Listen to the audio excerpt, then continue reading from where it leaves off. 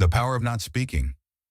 What if real intelligence wasn't about how much you say, but how wisely you choose not to speak? In our fast-moving world, we're often rewarded for being quick to respond, for speaking up, for having opinions ready at every turn. We're taught that silence equals weakness, that if you're not talking, you're not leading. But that's a myth, a loud one. Because sometimes silence is the strongest statement you can make. The most intelligent men, the ones who are steady, grounded, and respected, aren't the ones who dominate every conversation. They're the ones who listen more than they speak, who pause before they respond, who understand that every word carries energy, and that careless words slowly drain your strength, your clarity, your credibility. There's a quiet power in restraint, and it's not passive, it's intentional. It says, I don't need to prove anything. I don't need to fill space just to be seen. I know who I am. Marcus Aurelius, the great Stoic emperor, wrote in his journal, be silent or say something better than silence. And that right there is a standard worth living by. See, wise men are careful with their words, not because they're afraid to speak, but because they've learned that some phrases carry hidden weight. Not the kind that strengthens you, but the kind that slowly limits who you are and how you live. You've probably heard them. You may have even said them yourself without thinking. Phrases that sound casual on the surface, but underneath reveal a closed mindset, a wounded ego, or a fear of change. And over time, these words become beliefs, and those beliefs quietly shape your life. In this video, we're going to explore 7 phrases that an intelligent man never says, not because he's trying to be perfect or appear flawless, but because he's aware, because he pays attention to his thoughts, his language, and his energy. Each of these phrases reveals a blind spot, a subtle way we give away our power, close the door on growth, or shrink from who we're meant to be. But once you recognize them, once you stop letting them slip out of your mouth, you begin to speak from a deeper place, a place of calm strength and clarity. And people feel it, even when you say nothing at all. So as we begin this journey, I want you to ask yourself one question. Am I using words that reflect the man I want to become, or the one I've been settling for? Because intelligence isn't loud. It's not boastful, it's aware, it's disciplined, and often it's silent. Let's begin. Part 1. I already know that one of the quickest ways to block your own growth is by saying, yeah, I already know that. It sounds harmless, even confident, but underneath it often reveals something far more dangerous, a closed mind. Here's the truth. The moment you think you know everything is the exact moment you stop learning anything. You don't grow by being right. You grow by being open. I remember a moment from years ago. A mentor I deeply respected was offering me advice, wisdom built on decades of experience. But instead of listening, I cut him off. I said something like, yeah, I've read about that. I already know. He paused, gave me a kind smile, and then said nothing more. At the time, I felt smart for recognizing the concept. But looking back, I realized I lost something far more valuable than just information. I lost a moment of connection, a moment of learning, because knowing about something is not the same as living it. And just because you've heard something before doesn't mean you've fully understood it or applied it when it truly mattered. Marcus Aurelius wrote, you cannot learn anything when you think you already know everything. And he was right. The ego loves certainty. It loves to say, I've got this. But the wiser part of you, the part that's still growing, knows that real mastery begins with humility. Think of the most skilled craftsman. A blacksmith with 30 years of experience will still watch a young apprentice work with curiosity. not because he doubts himself, but because he understands that every perspective adds something. Even a tiny shifted technique, a new insight, a different rhythm, these can lead to subtle breakthroughs. So when someone shares something you think you've already heard, try this. Take a breath. Stay curious. Ask yourself, what part of this have I not fully mastered yet? That simple pause can open doors that arrogance keeps shut. The truth is, saying I already know may feel like control, but it's often a mask for insecurity, a way to protect your ego from being challenged or stretched. But here's what's more powerful than appearing smart: actually becoming wiser. And wisdom comes from staying teachable, from listening fully, even when it's the 100th time you've heard it. Because maybe, just maybe, that one extra listen will finally click something into place. Over time, you don't just gain knowledge, you develop presence. People trust you more. You grow quietly, and your confidence deepens, not from proving anything, but from understanding everything a little better than before. So next time the voice in your head says, I already know this, let your wiser self answer back, good. Then this time, I'll listen deeper. Part 2. That's impossible. There is a phrase that intelligent men learn to retire early in life. That's impossible. It may sound like a rational assessment, but more often than not, it's just fear, wearing the mask of logic. When we say something is impossible, we're not actually predicting the future. We're revealing our current state of belief.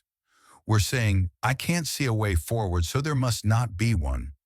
But that's not intelligence. That's limitation. I once worked with a leader who was brilliant on paper, sharp mind, great credentials, decades of experience. But anytime someone on his team brought him an idea that challenged the norm, his default response was, that's not realistic. That's impossible. But the more I watched, the more I saw the truth. He wasn't rejecting the idea.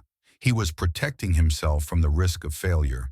His fear of being wrong had become stronger than his curiosity to explore. And that's the danger. When we label something impossible, we stop asking questions. We stop looking for angles. We stop thinking creatively. Seneca once said, we suffer more often in imagination than in reality. And it's true. How many things have you already survived? Things you once thought you couldn't handle?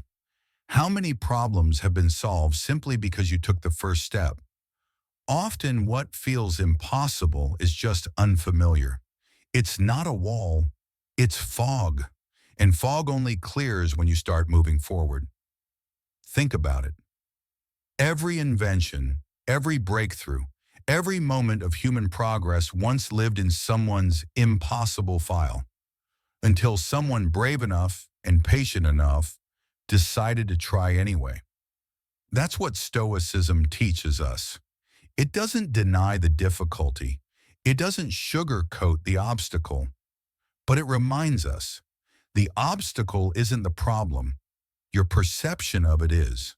Instead of saying, that's impossible, the Stoic asks, what can I do right now with what I have? That one question opens the door to momentum.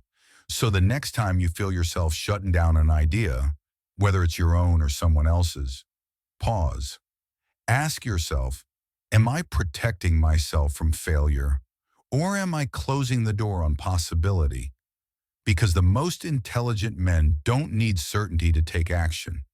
They just need clarity on what's possible next. And over time, this mindset doesn't just build results. It builds resilience. You stop shrinking from challenges and start growing through them. You stop saying, that's impossible, and start asking, what's the first small step I haven't taken yet? That's where transformation begins. Part 3. That's not my fault. There's a phrase that might feel like self-protection, but it actually weakens you every time you say it. That's not my fault. We all say it from time to time. It slips out when things go wrong, when a project fails, when a relationship breaks down, when life doesn't go our way. Our instinct is to defend ourselves, to make it clear, this wasn't on me. And maybe that's true. Maybe you didn't start the fire. But here's what most people never realize. When you blame something outside yourself, you give it all your power. You hand over the keys to your growth, your direction, your future. I had a friend once, smart guy, hardworking, talented. He lost a huge client, and instead of looking at what he could have done differently, he blamed the economy, the client's attitude, even his assistant. And sure, maybe those factors played a role. But by pointing fingers, he missed the one thing he could have controlled, his response. He missed a golden opportunity to ask, what part of this can I learn from? That question changes everything. Epictetus said it best. It's not what happens to you, but how you react to it that matters. You may not control the storm, but you always control the sail. And sometimes owning just your part of the story, no matter how small, creates the shift you need. Let's be clear, taking responsibility doesn't mean blaming yourself for everything. It means reclaiming your agency. It's saying, what, I can't change the past, but I can change how I move forward. It's the difference between staying stuck or growing stronger. Blame feels safe because it absolves us. It lets the ego off the hook, but it also keeps us passive, waiting for other people or the world to change before we do. Responsibility, on the other hand, is a quiet kind of power. It doesn't make excuses.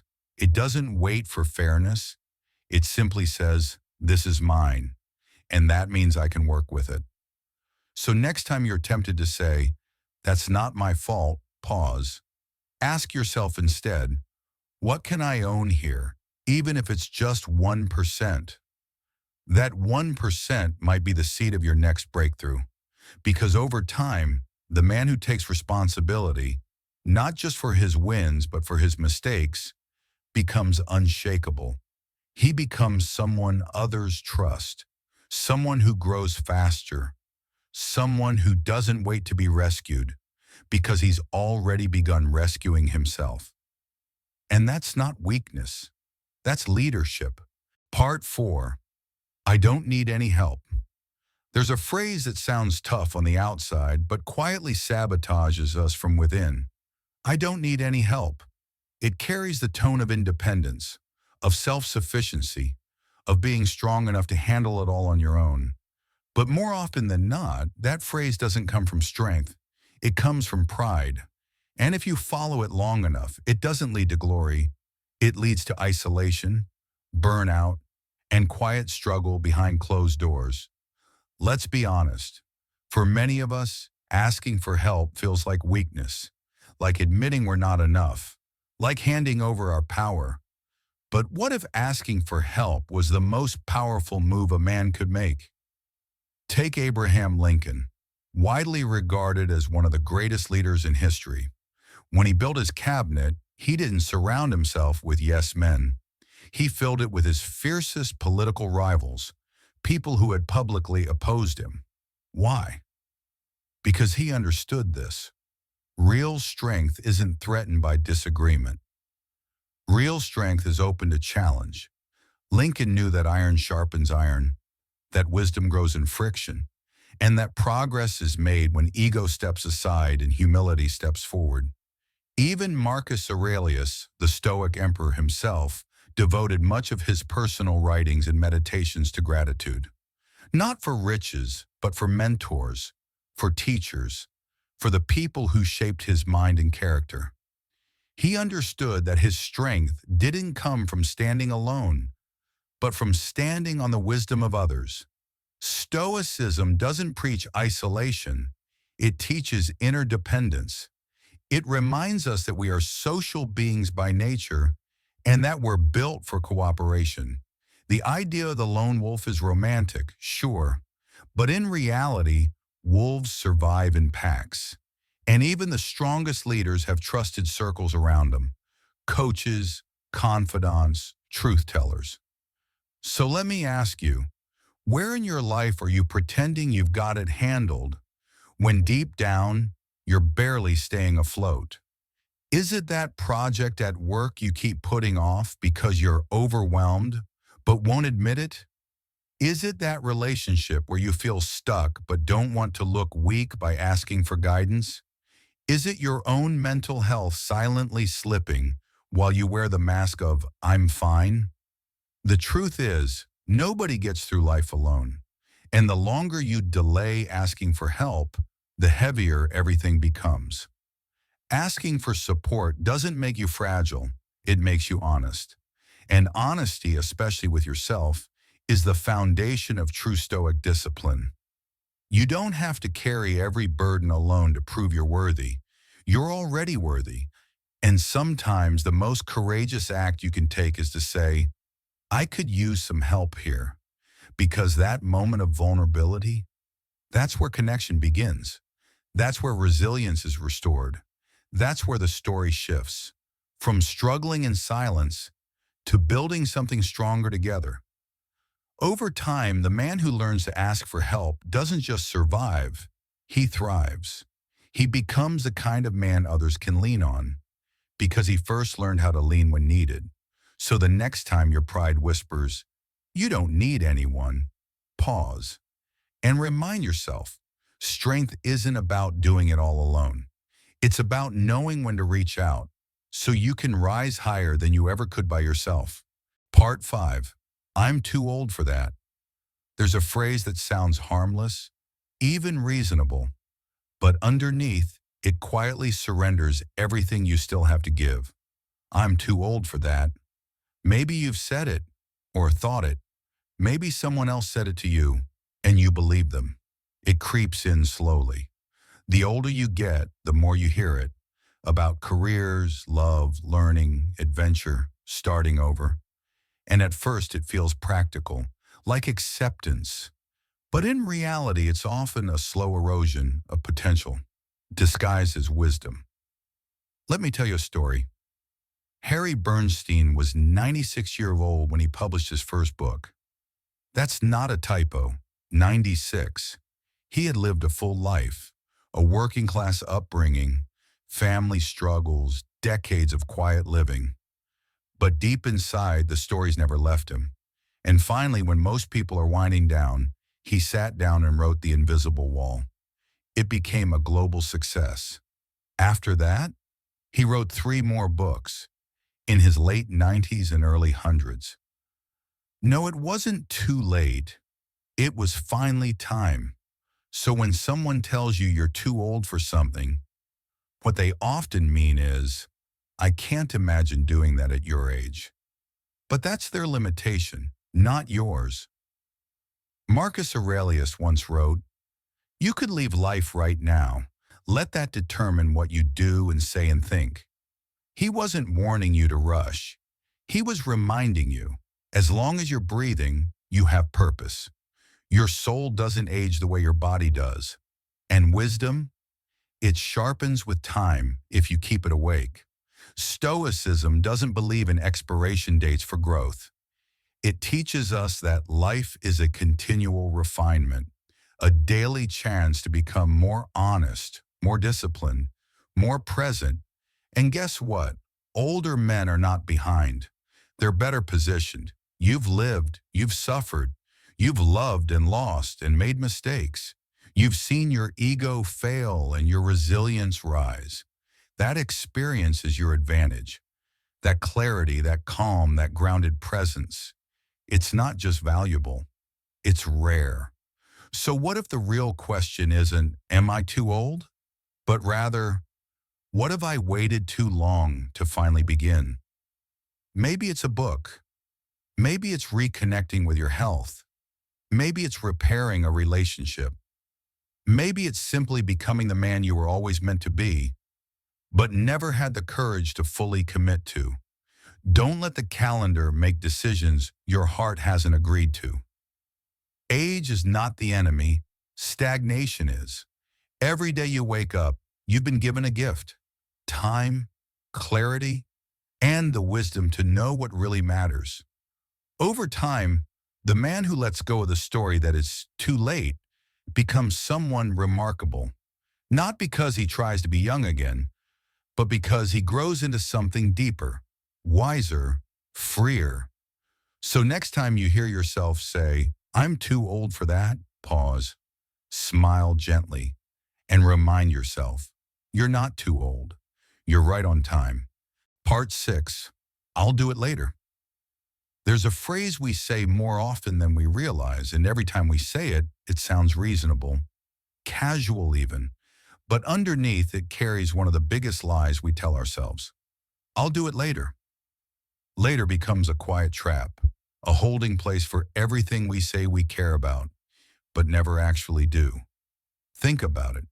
How many things in your life have been put on pause? Not because they weren't important, but because you kept telling yourself there would be a better time? A time when things settle down, when you feel more ready, when the stars align and fear finally steps aside. But what if later never comes? There's a story about a man named Thomas. He loved his father deeply, but their relationship had become distant. Life got busy, time passed, and every time the thought came up to call, to visit, to reconnect, he'd say, "I'll do it later." But one day later turned into too late. His father passed, and all those chances, those ordinary, sacred moments, they were gone. Not because he didn't care, but because he kept postponing what mattered. Marcus Aurelius, the Stoic emperor, wrote, "You could leave life right now. Let that determine what you do and say and think." It sounds heavy, but it's not meant to scare you. It's meant to wake you up, to remind you that life isn't guaranteed, that this moment, as imperfect as it is still full of potential. We wait for perfect conditions. We overthink. We underestimate the cost of delay. But here's what's true. Action taken today, even messy, uncomfortable, unfinished action, is always more powerful than the idea you keep perfecting in your head. The Stoic mindset is not about rushing through life. It's about choosing now with intention. So let me ask you, what have you been putting off? What conversation? What dream? What part of your health, your purpose, your truth have you postponed in the name of later? Because every later piles up, and eventually it becomes a graveyard of what could have been. The book never written, the apology never made, the adventure never taken, the love never expressed. You don't need the whole staircase. You just need to take the next step. Call the person, write the first page, take the walk. Start the thing that's been calling your name, and yes, it might feel awkward. You might not feel ready, but life responds to movement, not perfection. Over time, the man who acts, even when it's uncomfortable, builds something powerful: momentum. And momentum is how you shift your life. It's how you turn vague intentions into grounded reality. So the next time you hear yourself say, "I'll do it later," pause and gently challenge it. Ask yourself, if not now, when? And if not now, what might I lose by waiting? Because someday is not a day on the calendar, and later is the lie we use to stay safe. But you weren't made for safety, you were made for purpose, and purpose begins now. Part 7, that's just how I am. There's a phrase that sounds like self-awareness, but it's often just a soft resignation in disguise. That's just how I am. You've probably heard it before. Maybe you've even said it yourself. When we snap at someone, when we shut down emotionally, when we resist feedback or avoid responsibility, it becomes the easy fallback. That's just who I am. But let's pause and look closer, because that phrase carries more weight than we think. It may seem like honesty, but more often it's an excuse, a quiet way of saying, I'm done growing in this area. And here's the truth. Growth ends the moment you start defending your limitations. We all have patterns. Some were shaped by childhood, some were built by trauma, some were just learned through repetition, but none of those patterns are fixed identities. They're habits, and habits can be changed if you're willing. The Stoic philosopher Epictetus put it simply, it is not things themselves that disturb us, but our judgments about them. That includes how we judge ourselves. When you tell yourself this is just how I am, what you're really saying is, I've stopped being curious about who I could become. Think of someone who loses their temper easily. They may say, I've always been like this. But does that make the behavior useful? Does it serve their relationships, their peace of mind, their long-term growth? Or consider the man who emotionally disconnects whenever things get vulnerable.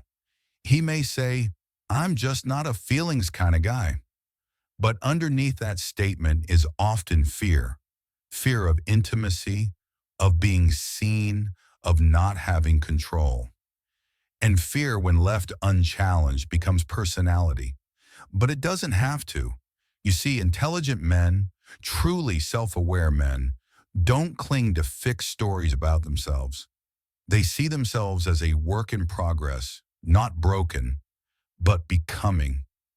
They understand that respecting yourself doesn't mean defending your flaws. It means holding yourself to a standard that honors your potential. It's not about shame, it's about responsibility.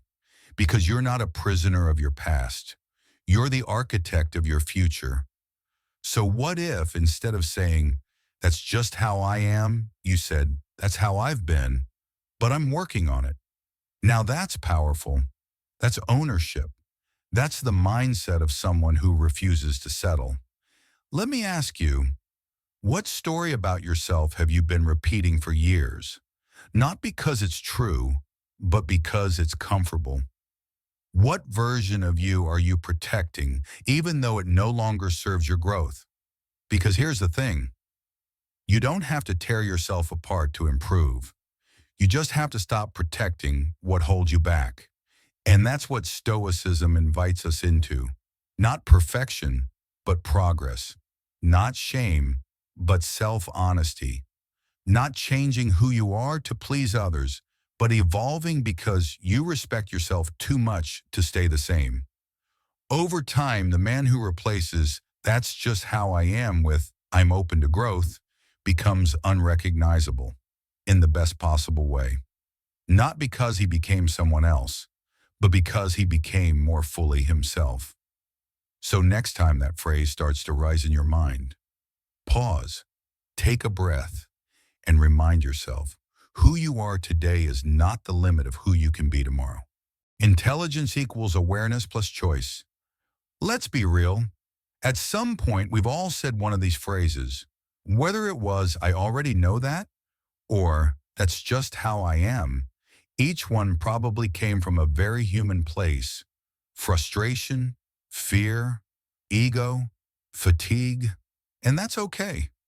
Because intelligence isn't about being flawless.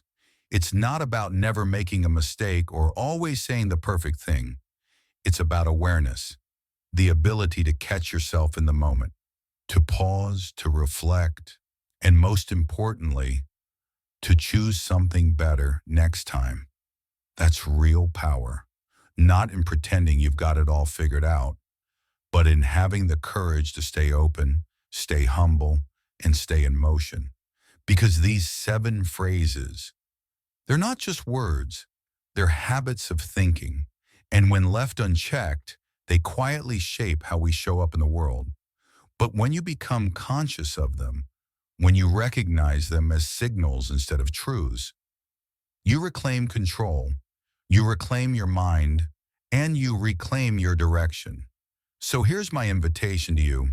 Take a moment. Look back at these 7 phrases. Which one have you been holding on to? Which one has become your default without you even realizing it?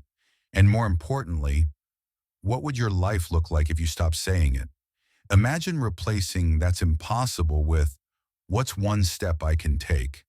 Imagine replacing "I don't need any help" with "it's okay to reach out." Imagine what might open up, not just in your outer world, but in your inner world if you started choosing differently. Because growth starts in the smallest shifts. One moment of awareness, one better sentence, one quiet decision to stop living from the patterns that limit you. Over time, these changes compound. You don't just speak differently, you think differently. You move through life with more clarity, more groundedness, more peace. You become the kind of man who doesn't need to prove his intelligence because he's living it. So before this video ends, ask yourself, what will I stop saying today so I can start becoming who I truly am tomorrow? Because that's not just intelligence, that's transformation.